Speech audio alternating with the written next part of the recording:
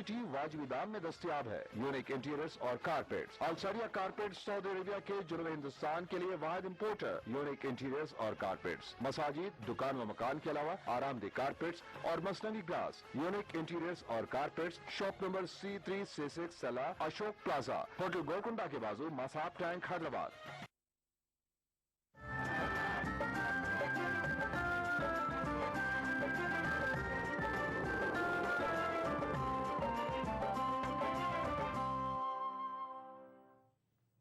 ETV Urdu news में एक बार फिर आपका खैर मकदम और आप देख रहे हैं खास बात। भोपाल में माह रमज़ान का चांद देखने के लिए रोयत हिलाल कमेटी का इजलास 9 जुलाई को होगा। माह रमज़ान का चांद देखने के लिए रोयत हिलाल कमेटी के मेंबरान भोपाल की तारीखी जामा मस्जिद में जमा होंगे। भोपाल शहर काजी ने तमाम लोगों से रमज़ान के पूरे महीने मसाजिद में नमाज तरावी का एहतमाम करने की अपील की है। इंशाअल्लाह रोयत हिलाल की कल 29 तारीख़ शाबान की मोती मस्जिद में इंशाअल्लाह रोयत हिलाल की हमारी मीटिंग होगी और कोशिश की जाएगी रोयत की और शहादत हासिल करने की। अगर अल्लाह के हुक्म से अगर कल रोयत हो गई या शहादत मौसूल हुई तो इंशाअल्लाह कल शाम से तरावी शुरू होगी और 9 तारीख़ को पहला रोज़ा होगा। लाजमी हक़ तालीम के तई अवामी बेदारी लाने के लिए समाजी तंजीम movement for peace and justice MPJ की जानिब से नांदेड़ में एक सेमिनार का इनेकाद अमल में आया। सेमिनार में मेहमान खुसूसी की हैसियत से MPJ के रियासती सदर मोहम्मद सिराज और रियासती सेक्रेटरी अजीम पाशा, मारूफ माहिर तालीम डॉक्टर MA बसीर ने शिरकत की। सेमिनार के दौरान लाजमी हक़ तालीम कानून के बारे में तफसीली रहनुमाई की गई। साथ ही अक़लियतों को दरपेश तालीमी मसाइल पर रोशनी डालते हुए इन मसाइल के हल के लिए मौसर हिकमत अमली अपनाने पर जोर दिया गया। सेमिनार के दौरान 10वीं और 12वीं में नुमाया कामयाबी हासिल करने वाले मुंतखब तलबा को अवार्ड्स देते हुए इनकी हौसला अफजाई की गई। राजस्थान में मदरसों में मुआविन उस्तादों की बहाली का मामला एक बार फिर लटकता नजर आ रहा है। अल्पसंख्यक कर्मचारी अधिकारी महासंघ ने इस बहाली में दिए जाने वाले रिजर्वेशन पर एतराज जताया है। अल्पसंख्यक कर्मचारी अधिकारी मंच के रियासती सदर ने कहा कि यह मुसलमानों के साथ एक मजाक है।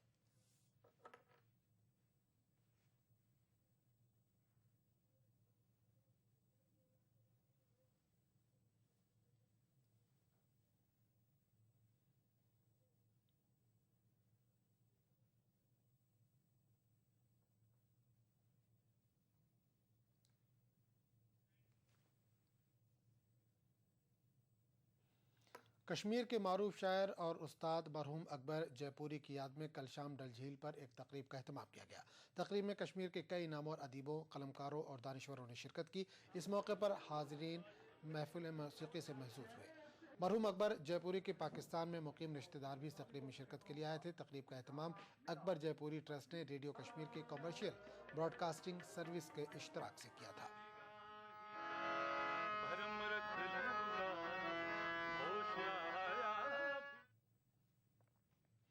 नाज़रीन, पेश है कुछ मज़ीद खबरें, लेकिन इख्तिसार के साथ आप देखिए ये मज़ीद खबरें। मुझे दीजिए इजाज़त। आदाब।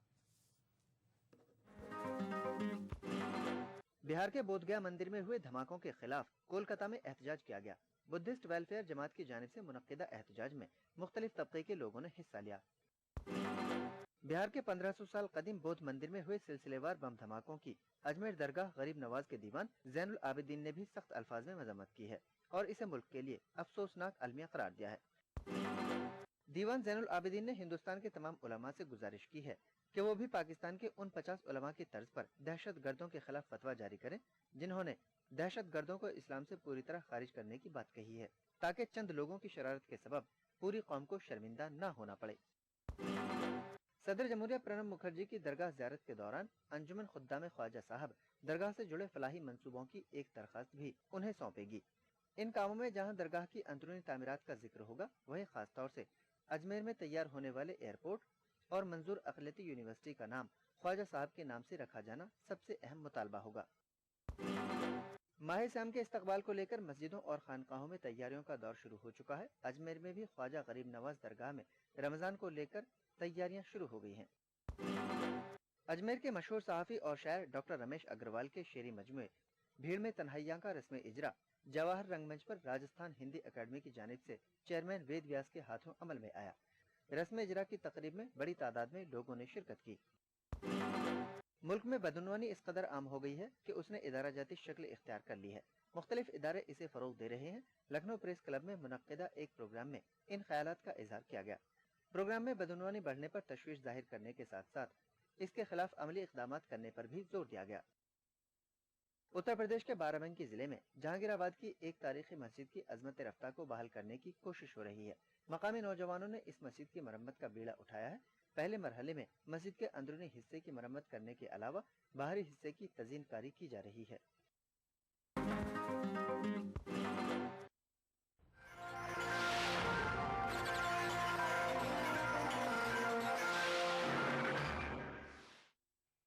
खास बात को पेश करने में ताउन किया Shri ultra red oxide, Bharat का एकमात्र जंग रोधक सीमेंट।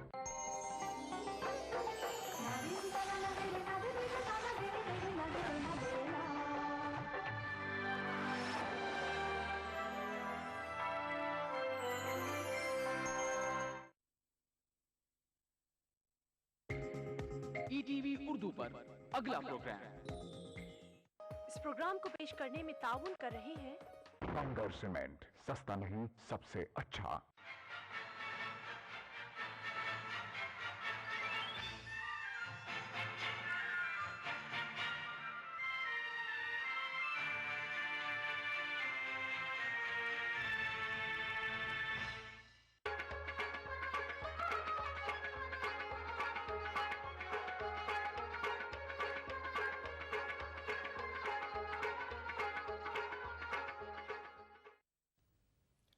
नाजरीन आदाब, कश्मीर एक्सप्रेस में आपका खैर मकदम है। नाजरीन, आज के शुमारे में श्रीनगर में टैगोर हॉल पर हो रहे तामीर नौ के काम का हम जायजा लेंगे। इसके अलावा टीम इंडिया में जगह पाने वाले कश्मीरी क्रिकेटर परवेज रसूल से भी बातचीत करेंगे। साथ ही वजीर बराए R&B से भी खास मुलाकात होगी। तो आइए शुरू करते हैं कश्मीर एक्सप्रेस।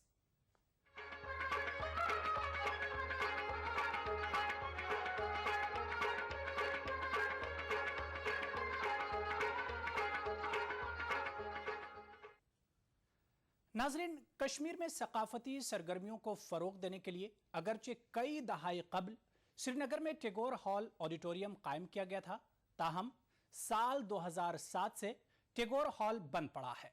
टैगोर हॉल की मरम्मत का काम 5 साल कबल शुरू किया गया था, ताहम JKPCC की अदम तवज्जोही की वजह से अभी भी ये काम मुकम्मल नहीं हो पाया है। पेश है टैगोर हॉल की खस्ता हाली पर यह रिपोर्ट।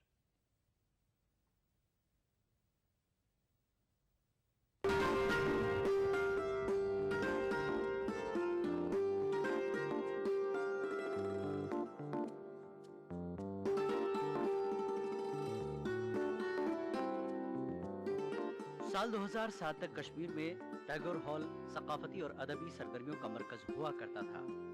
साल 2007 में सरकार ने हॉल को वसअत देने के लिए एक मंसूबा बनाया। मंसूबे के तहत टैगोर हॉल की मरम्मत और तजदीदकारी पर कुल 5 करोड़ 94 लाख रुपए खर्च होने थे और काम 3 साल के अंदर अंदर मुकम्मल करना था।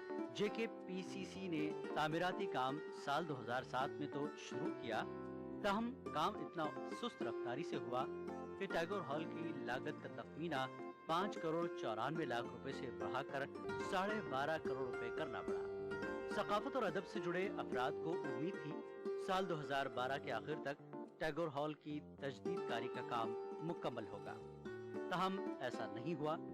JKPCC के अहलकारों का कहना है कि हॉल का काम इस साल के आखिर तक मुकम्मल होगा, ताहम सवाल ये है कि JKPCC 6 साल के अंदर जब सिर्फ 7 करोड़ रुपए का काम ही मुकम्मल कर पाई तो 5 माह के अंदर 6 करोड़ रुपए के काम की तवक्को भला कैसे की जा सकती है। इसमें हमारे जो रिवाइज्ड कास्ट सफ़र बना है, एस्टिमेट बना है, वो तकरीबन 12.5 करोड़ है। इसमें से हमने 7 करोड़ का काम किया है। इसमें से सिविल तकरीबन 4 है और इलेक्ट्रिकल में तकरीबन 75 लाख है, मैकेनिकल में 1.6 करोड़ है। इसमें तकरीबन मतलब नवंबर तक हो सकता है ये कंप्लीट प्रोजेक्ट। लेकिन अगर 12.5 करोड़ रुपए का प्रोजेक्ट है तो 7 करोड़ आपने खर्च किए, तो क्या मुमकिन है कि इतने महीनों में बाकी काम होगा? तकरीबन आधा काम उसके नहीं, साथ क्योंकि करेंगे। इसमें से जो थोड़ा बहुत सिविल का तो 85 तो हुआ है, उसमें और लगेंगे पैसे रुपये लगेंगे, और वो इलेक्ट्रिकल में भी बहुत काम बाकी है, मैकेनिकली बहुत काम बाकी है। कल्चरल एकेडमी के अहदेदारों का भी कहना है कि टैगोर हॉल की तामीर में हो रही ताखीर की वजह से सकाफती और अदबी सरगर्मियाँ मुतासर हो रही हैं। टैगोर हॉल की जो रिनोवेशन और रिपेयर हो रही है, इसमें थोड़ा सा वक्त लगा है, ये मैं मानता हूँ, और इसकी वजह से जो इनकन्वीनियंस एकेडमी को खुद है और जो थिएटर ग्रुप्स स्पेशली यहाँ पे काम कर रहे हैं उनको जो इनकन्वीनियंस हो रही है उसका हमें एहसास है। तो इसमें अब ये है कि काफ़ी काम हो चुका है, अब बहुत सा थोड़ा सा काम रह गया है। ऑलमोस्ट अभी मैं बात कर रहा था वहाँ जो प्रोजेक्ट एग्जीक्यूटिंग अथॉरिटी है JKPCC, तो उन्होंने मुझे बताया कि ओवरऑल जो बिल्डिंग है उसका 90% कंप्लीट हो चुका है। अब जो उनके अहम जो काम रह गए हैं वो एक तो ऑडियो विजुअल सिस्टम का इंस्टॉलेशन है और सीट्स का इंस्टॉलेशन है। तो इस हवाले से ये जो सूरत हाल है वो ये है कि सीट्स का जहाँ तक ताल्लुक़ है उसमें हमने एक कमेटी अभी कॉन्स्टिट्यूट की है, जो उन्होंने जो सैम्पल्स लाए हैं सीट्स के वो कमेटी वो देखेगी और एक सिलेक्ट करेगी, अच्छी सी जो क्वालिटी हो, जो कंफर्टेबल हो, वो सिलेक्ट करके वो कमेटी 9 तारीख को वहाँ जाके ऑन स्पॉट वो देखेंगे सैम्पल्स और उनको बता देंगे। तो इमीडिएटली वो इंशाल्लाह इंस्टॉलेशन ऑफ सीटिंग का वो करेंगे शुरू, और उसमें ज़्यादा वक्त नहीं लगेगा। और ये जो ऑडियो विजुअल सिस्टम है वो मुझे अभी उन्होंने बता दिया कि दिल्ली से वो हो गया है रवाना, वो 1 हफ्ते तक यहाँ पहुँचेगा और वो उस पर काम शुरू करेंगे। JKPCC के अहदेदार अगरचे दावा कर रहे हैं कि टैगोर हॉल पर तामीराती काम इस साल के आखिर तक मुकम्मल किया जाएगा। अब देखना यह है कि क्या JKPCC के अहदेदार अपना वादा निभा पाएंगे कि नहीं। ETV news, Srinagar.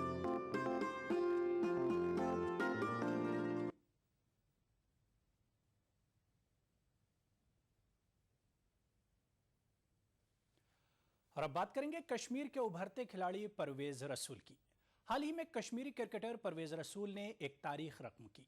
Parvez team India में जगह पाने वाले रियासत के पहले खिलाड़ी बन गए। इस कामयाबी पर परवेज का क्या कहना है और आइंदा के लिए उनका क्या प्लान है, आइए उन्हीं से जानते हैं।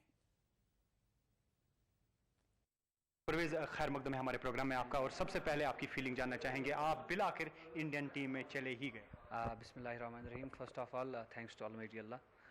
ओब्वियसली फीलिंग्स तो बहुत अच्छी आई होंगी, और मुझे ही नहीं, मेरे तमाम रिलेटिव्स, मेरे फ्रेंड्स, मेरा पूरा टाउन और पूरे JNK को बहुत अच्छी फीलिंग्स आ रही, क्योंकि उनका लड़का अभी इंडियन टीम में आया है। तो क्या कुछ कोशिश रहेगी आपकी, जिम्बाब्वे जा रहे हैं आप, क्या कोशिश रहेगी आपकी, और अभी जो लेवल है आपकी फ़िटनेस की कहाँ तक है? यस, अभी एक्चुअली मैं बड़ा ईगरली वेट कर रहा हूँ कब जल्दी से जल्दी ज्वाइन करूँ इंडियन टीम। उसके बाद मेरी कोशिश यही रहेगी कि जितने भी मेरे स्ट्रेंथ्स है उस पर वर्क करूँ और ज़्यादा से ज़्यादा अपनी फ़िटनेस पे वर्क करूँ। एक्चुअली मैं प्रैक्टिस कर रहा था उस टाइम, तो मेरे कोच का फ़ोन आया कि आप सिलेक्ट हो गए हो। तो फर्स्ट ऑफ ऑल मैंने अल्लाह ताला का लाख लाख शुक्र किया। उसके बाद सारी प्रैक्टिस बंद हो गई, सब लड़के खुशी के हमारे जैसे मुझे हग करने लगे, तो बहुत अच्छा महसूस हुआ उस टाइम। तो अगर सभी लोग, जितने भी नाज़रीन हैं, ख़ास तौर से जो यंगस्टर्स हैं, क्रिकेटर्स हैं, वो ज़रूर जानना चाहेंगे कि किस तरह की मेहनत आपने की शुरू से लेकर आज तक, जिससे आप इंडियन टीम में चले गए। यस, मेरी मेहनत यही थी कि आपको पता ही है, मैं पिछले इंटरव्यूज़ में भी यही बोला हूँ कि मैं बिजबेहरा में रहता हूँ, तो 50 किलोमीटर दूर ट्रैवल करने को पड़ता था, और टर्फ पे मैचेस खेलने को या प्रैक्टिस जितनी भी होती थी टर्फ विकेट पे होती थी, वहाँ पे भी मैं रेगुलरली प्रैक्टिस कर रहा था अपनी बॉलिंग को लेके। जब बिशन सिंह सर ने, बिशन पाजी ने बोला था कि आप इंडियन टीम के हिस्से बन सकते हो अगर आप मेहनत करोगे, तब जाके मैंने बहुत मेहनत की अपनी बॉलिंग को लेके। बिशन सिंह बेदी की बात की आपने, बहुत कंट्रोवर्सी में रहे JNK में, ख़ासतौर से उन्हें ये कहा गया कि वो कुछ नहीं कर पाए JNK के लिए, लेकिन आप क्या कहेंगे, कितना बड़ा हाथ है उनका आपकी कामयाबी के पीछे? सर, मैं तो हमेशा ही बोलता आ रहा हूँ कि बिशन सिंह बेदी सर का मेरे करियर में बहुत बड़ा हाथ है, क्योंकि as a bowler groom up उन्होंने मुझे किया। एक्सपोजर की बात है, किस तरह का एक्सपोजर आपको ऐसा लग रहा है कि बहुत इंप्रूवमेंट आई है? मुझे याद है जब आप बेंगलोर से वापस आए तो एयरपोर्ट के बाहर मैंने आपसे बात की, एक अलग सा तजुर्बा था। आज किस तरह का तजुर्बा है? धोनी से आप मिले, उसके बाद कितना एक्सपोजर मिला? बहुत ज़्यादा। मैं लास्टली 2 बारी इंडियन सिलेक्टर्स ने मुझे कॉल अप किया था for bowling to Indian team, तो बहुत अच्छा मैं बड़े प्लेयर्स के साथ बैठा और उनके साथ ट्रैवल किया इंडियन टीम के साथ, बहुत अच्छी फीलिंग्स आ रही थी मुझे। और वो हमेशा जो भी यंगस्टर होता है उनको बूस्ट अप करते हैं, बहुत अच्छा। हमेशा ये कहा गया है कि कश्मीर के जो क्रिकेटर्स हैं उन्हें इंडियन टीम में जगह नहीं मिल पाती है। आप पहले क्रिकेटर बन गए तो एक मिसाल बन गए आप बाकियों के लिए, तो क्या कुछ मैसेज और टिप्स होंगे आपके? नहीं, एक्चुअली मैं इस बारे में ये कहना चाहता हूँ कि जम्मू एंड कश्मीर आपको पता ही है, हमारे पास फैसिलिटीज़ ज़्यादा नहीं है और हम ज़्यादातर मैचेस ज़्यादा जीत नहीं पा रहे थे। तो मेरे ख्याल से मेरी सक्सेस का यही वजह है कि इस साल हमने मैचेस भी जीते और मेरी परफॉर्मेंस कंसिडर हुई। हमने असम को हराया असम में, उस मैच में मैंने 120 किया और पहले इनिंग में 7 विकेट्स लिए और 67 किया, 9 विकेट्स लिए उस मैच में मैंने, और ऑलमोस्ट 200 रन्स किए।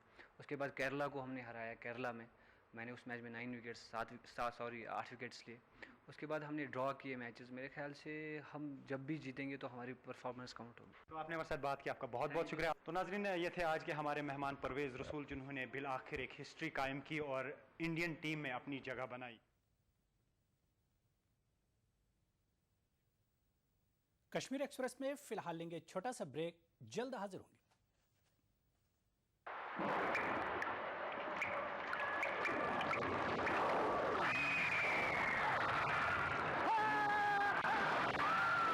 अगर सीमेंट जंग रोधक न हो तो जानलेवा हो सकता है। Shri ultra red oxide, Bharat का एकमात्र जंग रोधक सीमेंट। आने में कोई दिक्कत तो नहीं हुई? अरे नहीं भाई साहब, परेशानी किस बात की। उल्टे घाट की गुणी सुरंग से गुजरते हुए मन उत्साह और रोमांच से भर गया। पहाड़ों को काटकर जेडीए ने कितना सुंदर रास्ता बनाया। पहले तो घाट की गुणी के सकड़े रास्ते से रेंगते हुए आना पड़ता था और भारी ट्रैफिक के कारण डर भी लगता था। इतना ही नहीं, सुरंग परियोजना की विश्व स्तरीय गुणवत्ता को देखते हुए इसे इस बार विश्वकर्मा अवार्ड 2013 भी मिला है। अच्छा, तब तो इसे राज्य सरकार का ऐतिहासिक फैसला ही कहा जाएगा। इस फैसले से और भी फायदे होंगे। सुरंग बन जाने से गुणी के सकड़े रास्ते से यातायात को राहत तो मिली ही है, वहीं गुणी की पुरा संपदा को पर्यटन की दृष्टि से विकसित भी किया जा रहा है। और हाँ, इसके बन जाने से उत्तर पूर्व का जयपुर का रुका हुआ विकास फिर से गति पकड़ने लगा है। भाई वाह, मान गए। अब तो जयपुर को विश्व स्तरीय शहर बनने से कोई नहीं रोक सकता। बिल्कुल ठीक। नेशनल बॉल पेंटिंग के फाइनल मुकाबले में लकी, पप्पू और छुटकाऊ ने हिस्सा लिया। जहां लकी ने चौक मिट्टी, पप्पू ने पीओपी, वहीं छुटकाऊ ने केवल पुट्टी का बेस बनाया और कम पेंट का इस्तेमाल करते हुए दीवार को सबसे स्मूथ और खूबसूरत फिनिश दिया और ये प्रतियोगिता जीत। व्हाइट सीमेंट वाली JK wall putty is the best. सीलन से भी पपड़ी का कोई चांस नहीं होता, दीवारें बोल उठेंगी। राजस्थान सरकार का बिजली बचत और पर्यावरण संरक्षण की दिशा में अभिनव प्रयास। मुख्यमंत्री बिजली बचत लैंप योजना के तहत वर्ष 2013-14 की बजट घोषणा अनुसार 100 करोड़ की लागत से 2 CFL का 27 जून से 31 अगस्त 2013 तक 53 लाख उपभोक्ताओं को निशुल्क वितरण। कैंप में वितरण की जा रही 20 वॉट की CFL 100 वॉट के परंपरागत बल्ब के समान रोशनी देती है। 2 CFL प्रयोग करने से प्रत्येक उपभोक्ता को औसतन 175 यूनिट बिजली की वार्षिक बचत। CFL जो अशोक गहलोत साहब हमारे मुख्यमंत्री जी की बिना पे उन्होंने ये राहत BPL वालों को प्रदान की है। 2 CFL बहुत राहत मिलेगी। यहाँ ये CFL मिल रही है गवर्नमेंट की तरफ से, मुख्यमंत्री अशोक गहलोत ने। इससे बिजली बचत होगी, इसलिए किसान को भी फायदा है, बिजली उपभोक्ता को फायदा है, आम आदमी को फायदा है। ये सबसे बढ़िया स्कीम है। बचत बिजली की, संरक्षण पर्यावरण का। ऊर्जा विभाग राजस्थान सरकार द्वारा जनहित में प्रसारित।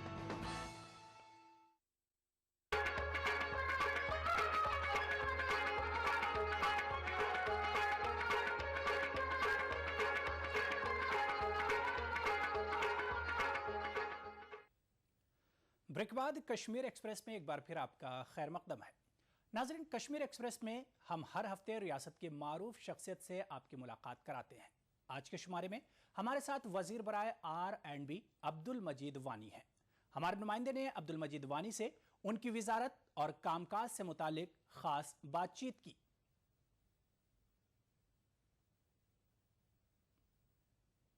नाज़रीन, कश्मीर एक्सप्रेस के आज के शुमारे में आपका खैर मकदम है। आज जो हमारे मेहमान हैं वो हैं R&B के रियासती वजीर अब्दुल मजीद वानी, जिनसे हम R&B से मुतलिक बात करेंगे। वानी साहब, आपका खैर मकदम है हमारे प्रोग्राम में। सबसे पहले ये जानना चाहेंगे कि कॉन्ट्रैक्टर्स की जो लाइबिलिटी है वो यहाँ इस हद तक पहुँच गई कि वो हड़ताल पे चले गए। उन्होंने हड़ताल की और अब चीफ मिनिस्टर ने उन्हें यकीन दिलाया कि आप हड़ताल ख़त्म कीजिए और आपकी लाइबिलिटीज़ ख़त्म कर दी जाएंगी, वो अदा की जाएंगी वो बिल्स। क्यों ऐसा हुआ, क्यों ये नौबत पहुंची? हमने ऑलरेडी एक कमेटी कॉन्स्टिट्यूट की थी, प्रिंसिपल सेक्रेटरी जो ऑनरेबल चीफ मिनिस्टर साहब के हैं और जो हमारे फाइनेंस प्रिंसिपल सेक्रेटरी फाइनेंस हैं व्यास साहब, और उन्होंने मीटिंग्स इनके साथ की। लेकिन आज चीफ मिनिस्टर साहब की डायरेक्शंस भी हैं कि आप देख लीजिए ये इश्यूज जो हैं ये इनके ऊपर कैसे सॉर्ट आउट इनको किया जाए। कुछ इश्यूज ऐसे हैं, जैसे एक इशू टैक्स का आ गया, दूसरा इशू इनका ये था कि एग्रीमेंट जो है वो वन साइडेड है, तीसरा ये था कि ई टेंडरिंग जो है वो जी आपके रूरल एरियाज़ में, फार फ्लंग एरियाज़ में जो लोग हैं वो ई टेंडरिंग में पार्टिसिपेट नहीं कर सकते हैं। ये बिल्कुल मुख्तलिफ इशू है। मेरा सवाल ये है कि ऐसा क्यों हुआ, ये नौबत क्यों आई? इसका मतलब ये है कि आज तक सरकार सोई थी और आज जब कॉन्ट्रैक्टर्स हड़ताल पे गए तो अब सरकार जाग गई? नहीं, वो बात नहीं है। समझने वाली बात यह है कि जो प्लान गवर्नमेंट ऑफ इंडिया ने government of Jammu and Kashmir को दिया था वहाँ वहीं कट ऑफ लग गया। जो 1200 या 1400 करोड़ है वो उन्होंने कम कर दिया, और जो कम कर दिया आज तक किसी को समझ ही नहीं। इसकी जो चीफ मिनिस्टर साहब ने वजाहत की कि समझ क्यों नहीं आया? जो इससे पहले लोग थे क्या वो समझ नहीं पाए? मतलब फेलियर तो है नहीं। ये कोई लाइबिलिटी का इतना बहुत बड़ा बोलबाला जो कर रहे हैं, उतनी लाइबिलिटी किसी की नहीं है। करोड़ों रुपया वाजिबुल अदा है लेकिन नहीं दिया। नहीं, देखिए मेरी बात सुनिए ना, कि किसी के कहने से नहीं। हमने कहा जहाँ पे भी हमारे पास कहाँ है, जहाँ पे नाबार्ड की स्कीम्स हैं, नाबार्ड स्कीम्स में हमें शॉर्ट फंडिंग आती है। और गवर्नमेंट ऑफ इंडिया की स्कीम्स जो है वो मुख्तलिफ है। उसमें पहले एडवांस फंडिंग होती है, उसमें एक बाज़ाब्ता बजट होता है। मैं स्टेट प्लान की बात कर रहा हूँ। स्टेट प्लान के तहत जितने भी काम हुए हैं उसमें तो कहीं पैसा है ही नहीं। अंडरस्टैंड करिए ना आप मेरी बात, आप तो करते नहीं हैं। आप मुझे मौका देंगे तब मैं बोलूँगा ना। जहाँ कंटिन्यूस फंडिंग है वहाँ उनकी कोई लाइबिलिटी नहीं है। लाइबिलिटी इस कारण हुई है जहाँ स्टेट सेक्टर का कोई काम उठाया गया हो। अब इसके लिए जिम्मेदार आप करेंगे कि ये सरकार जिम्मेदार है, ये सरकार जिम्मेदार नहीं है, बल्कि इससे पहले भी सरकारें थी। एक प्रोसेस तो ठेकेदार जिम्मेदार हैं क्या? उन्होंने काम किया? प्रोसेस कंटिन्यूस प्रोसेस है। जिम्मेदार कौन है फिर? नहीं, कोई जिम्मेदार है ना, ठेकेदार जिम्मेदार है ना इसमें सरकार जिम्मेदार है। ठेकेदारों को मुश्किलात का सामना करना पड़ रहा है तो कोई जिम्मेदारी तो ले कि कहीं पे गलती हुई है। आज दीजिए कोई गलती नहीं है। ठेकेदारों को पेमेंट्स मिलती हैं, रूटीन में मिलती है। जहाँ स्टेट सेक्टर के अंदर भी पैसा आता है वो भी उनको टाइमली मिलता है। मिनिस्टर साहब, आप ठेकेदारों की बात करें, आपको JKPCC को आप पैसा नहीं दे पा रहे हैं, वो भी तो कई काम बंद किए हुए हैं।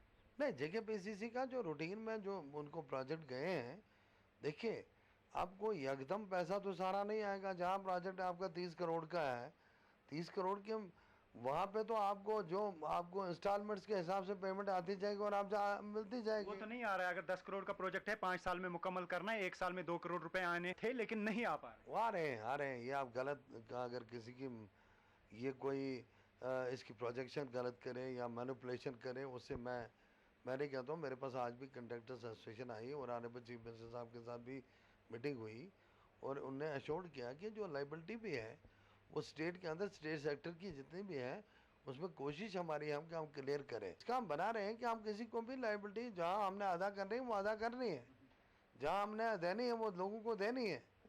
जहाँ ऑनरेबल चीफ मिनिस्टर साहब वो कोई बात करेंगे तो वो ऑर्डर्स हैं, वो हमारे। मिनिस्टर साहब, मेरे पास सैकड़ों मिसालें ऐसी हैं जहाँ पे एक डेडलाइन सेट की गई कि ये प्रोजेक्ट मुकम्मल होगा लेकिन वो हुआ नहीं। या तो फंडिंग की कमी हो गई या तो एस्केलेशन हो गया, रिवाइज्ड एस्टिमेट्स दिए गए और कॉस्ट बढ़ गई। ऐसा क्यों हो रहा है? वक्त पे मुकम्मल काम क्यों नहीं हो पा रहा? ये बहुत सारी चीज़ें हैं जो टेक्निकल पॉइंट्स हैं, इसको अगर डिस्कस करेंगे, डिबेट करेंगे। बहुत डेडलाइन है, कोई चीज़ 2013 तक मुकम्मल करनी है तो इसमें टेक्निकल पॉइंट की तो बात ही नहीं। अगर नहीं कर पाते तो फिर डेडलाइन रखते? नहीं, देखिए बड़े प्रोजेक्ट जो हैं आज भी जहाँ फंडिंग अवेलेबल है, फंडिंग आ रही है, अश्योर्ड फंडिंग है, वहाँ हमने काम शुरू किया है। लेकिन अगर हम बात करें जो डिले होता है, इससे सरकारी खजाने को बहुत नुकसान पहुंचता है। मैं एक छोटी मिसाल आपको दे दूंगा।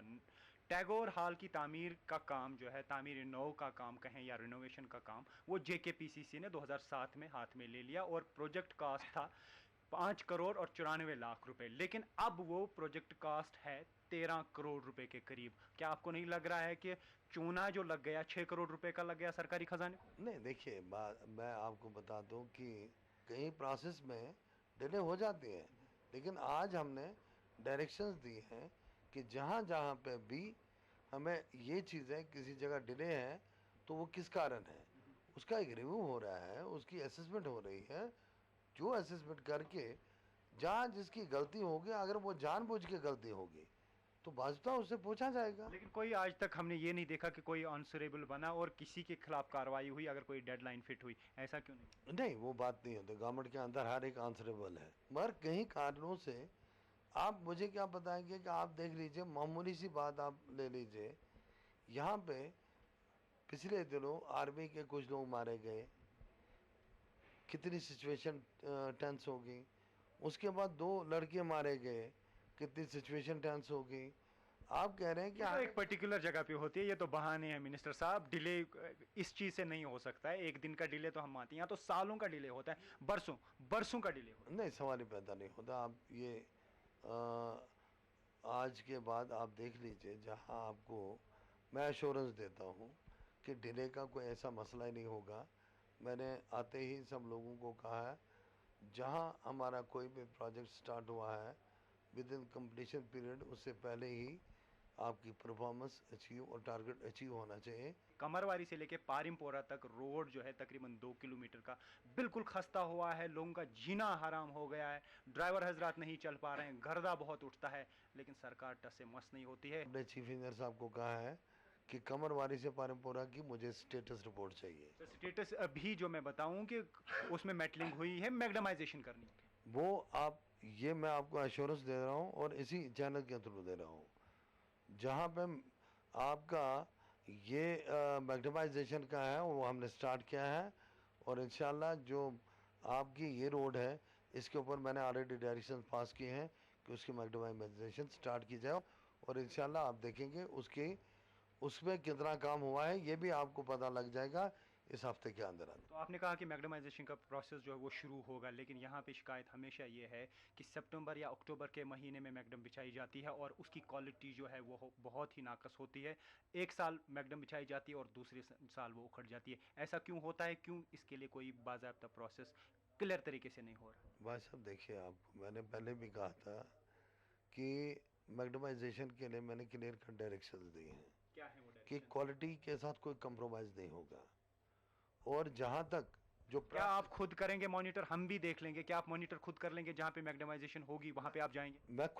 मैं इवन सैंपल उठाऊंगा, और मेरे पास ये लेबॉर्ट्री के जाने के लिए उतने ये नहीं कि मैं लेबॉर्ट्री पर टेस्ट करूँ, मैं उधर ही टेस्ट करूंगा। अगर किसी ने क्वालिटी कंट्रोल नहीं की, क्या उन्हें ब्लैक लिस्ट किया जाएगा? एग्जैक्टली, मैंने बोल दिया है, और जहाँ भी मैं देखूंगा कि क्वालिटी कंट्रोल नहीं है, क्वालिटी के साथ कंप्रोमाइज किया गया है, तो मैं सब स्टैंडर्ड मटेरियल यूज़ किया गया है, उसी वक्त उन ठेकेदारों के, उन प्लांट ऑनर्स के वो उसी वक्त ब्लैक लिस्ट करूँगा, और आइंदा स्टेट के अंदर स्टेट के बाहर भी जाकर वो कहीं एलिजिबल नहीं होंगे काम करने के। बारामूला में एक अहम ब्रिज है जिसको झट्टी ब्रिज के नाम से जानते हैं। करीब 3 करोड़ रुपए पानी के अंदर है, कहीं विजिबल नहीं है, लेकिन काम शुरू नहीं हो पा रहा है ताकि लोगों की मुश्किलात का अजाला हो। झट्टी ब्रिज का वो आपने कहा, ये मुझे असेंबली के अंदर भी सवाल आया, उसमें जितनी फंडिंग थी उतनी आई है, और इस साल हमने इंशाल्लाह उसको हमने रिव्यू के अंदर, मीटिंग के अंदर, झट्टी ब्रिज बड़ा अहम है और इसकी इम्पोर्टेंस बहुत ज़्यादा है, और अब इसके लिए कुछ पैसे जो रिलीज़ हुए हैं, हमें जो 25% के हिसाब से प्लान का रिलीज़ हुआ है, उसमें मैंने उनको कहा कि आप स्टार्ट कर लीजिए, और जहाँ जहाँ हो सकता है, और झट्टी ब्रिज के लिए स्पेशली मैंने ये कहा है। पारिमपोरा से लेके नारबल और उसके बाद टंगमर्ग तक हाईवे की बात है, उस पे काम बहुत ही सुस्त रफ्तारी से हो रहा है। क्या वजूहत हैं कि हालांकि वो बीकन के पास है, लेकिन एटलीस्ट सरकार क्या कर रही है उस हवाले से? स्पीड अप काम क्यों नहीं हो पा रहा? ये जो आपने कहा कि ये बिल्कुल सही है और दुरुस्त है, आपने ये भी देखो, और मैंने उनको बिल्कुल क्लियर कट डायरेक्शंस दिए हैं कि आपने जहाँ जहाँ पे भी काम है, अगर आपको कहीं प्रॉब्लम है, कोई मुश्किलात है गवर्नमेंट ऑफ इंडिया की तरफ से, तो वो भी मैंने एश्योरेंस दी कि मैं वो टेकअप करके वो प्रॉब्लम्स भी सॉर्ट आउट करूँगा, लेकिन हमें चाहिए परफॉर्मेंस। आपका बहुत बहुत शुक्रिया।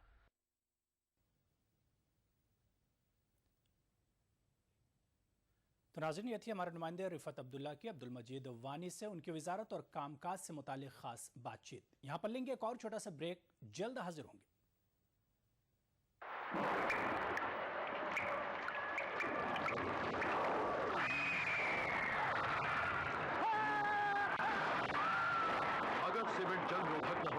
जानलेवा हो सकता है। Shri ultra red oxide, Bharat का एकमात्र जंग रोधक सीमेंट।